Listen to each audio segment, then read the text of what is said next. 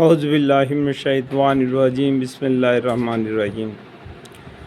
حضرت ابو ہریرہ رضی اللہ عنہ روایت فرماتے ہیں کہ حضرت رسول خدا صلی اللہ علیہ وسلم نے ارشاد فرمایا کہ جب فرشتے مومن کی روح کو لے کر مومن کی روحوں کے پاس لے جاتے ہیں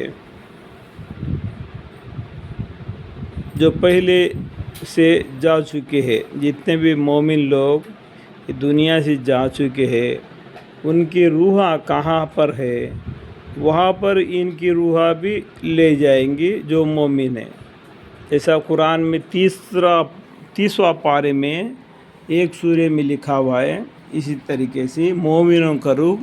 علین سجین کر کے جو 2 دفتر ہے اس میں رکھا جاتا ہے کہ مومنوں کا روح کا ایک دفتر ہے اور گنہگاروں کا روحوں کا ایک دفتر ہے، اس میں رکھا جاتا ہے۔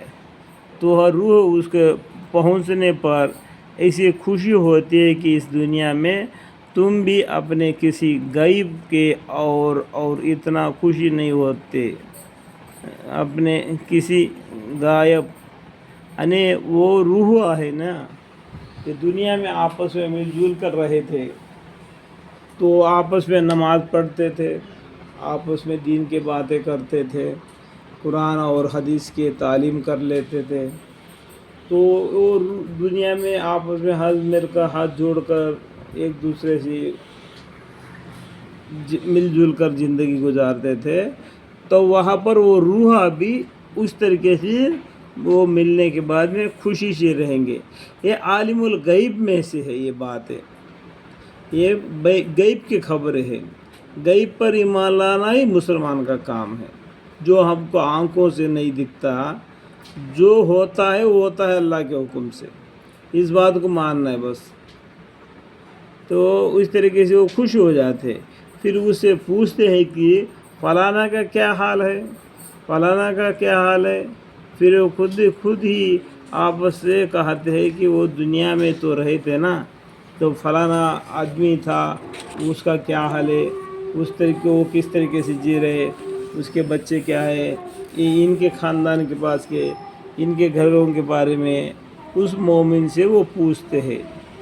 کہ اچھا ابھی ٹھہرو، پھر پوچھ لینا چھوڑ دو، ذرا آرام کرنے دو،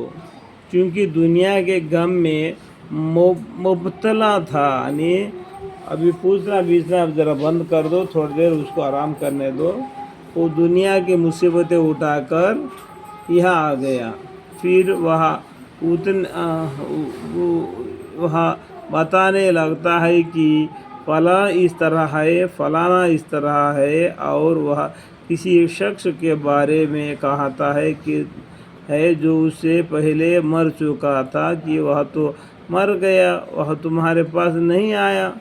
تو بولتا ہے فلانا آدمی کا ایسا ہے، فلانا آدمی ایسا ہے، فلانا آدمی ہے، ارے فلانا آدمی کے بارے میں جو پوچھ رہے ہیں تو وہ پہلے ہی مر چکا ہے، کیا تمہارے پاس نہیں آئے گا؟